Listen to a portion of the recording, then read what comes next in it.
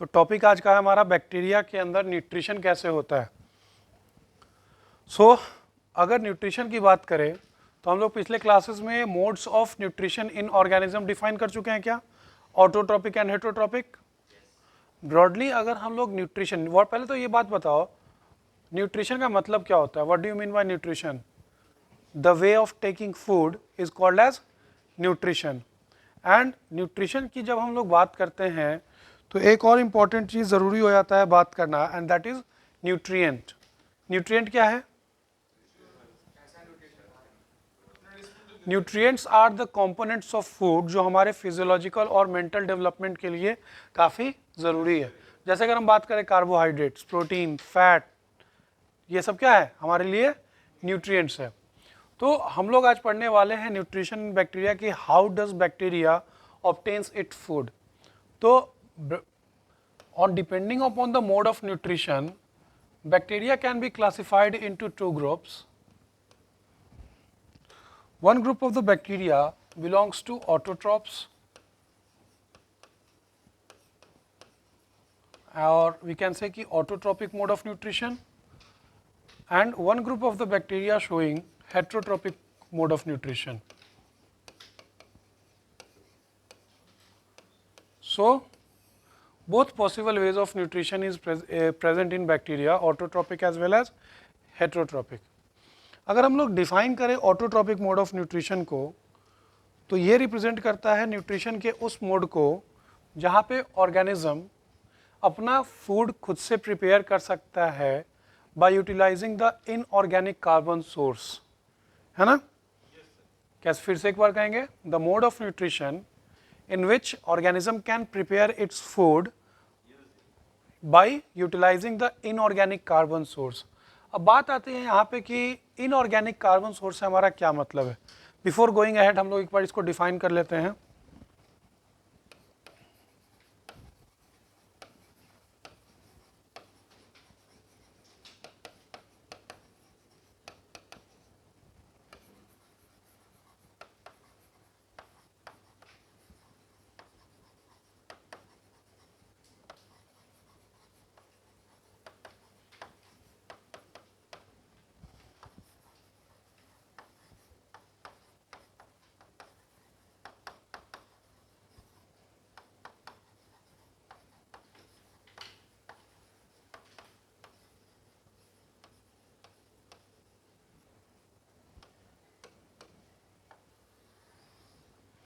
तो inorganic carbon को ये यूटिलाइज कर सकते हैं अपना फूड प्रिपेयर करने के लिए।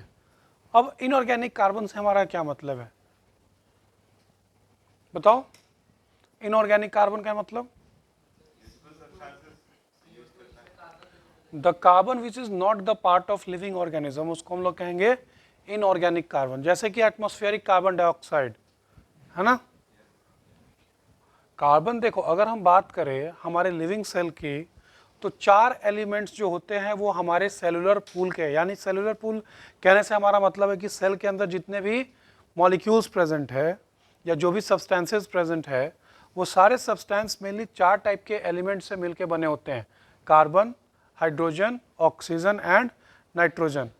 Carbon, hydrogen and oxygen and nitrogen, ये चारों एलिमेंट मिलके हमारे सेलुलर पूल का 90% कंपाउंड जो होते हैं वो फॉर्म करते हैं, ठीक है? So carbon is very essential for a living being, है ना?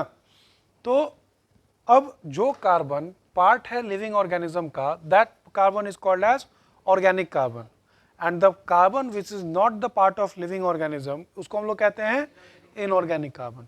तो आपने बचपन के क्लासेस में एक डिफिनेशन पढ़ा होगा फोटोसिंथेसिस का, जहाँ पे क्या होता है कि ग्रीन प्लांट्स यूटिलाइज करते हैं किस चीज़ को?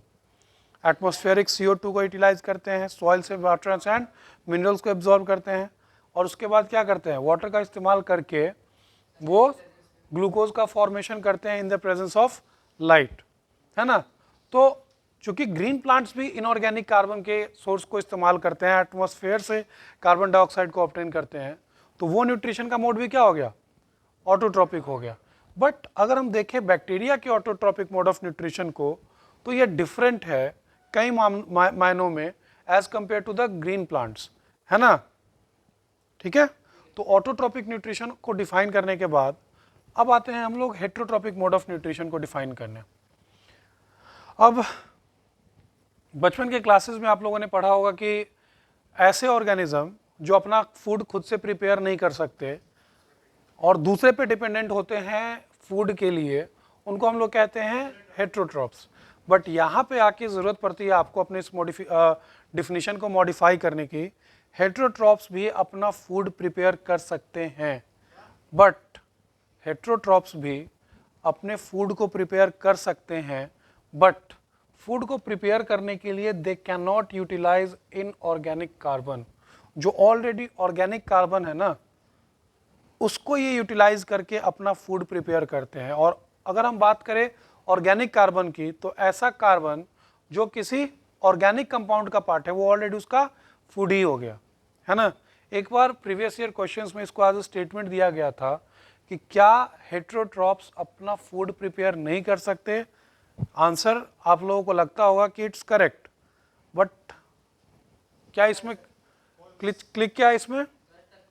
They can prepare their food, but they cannot prepare it by utilizing inorganic carbon source, है ना।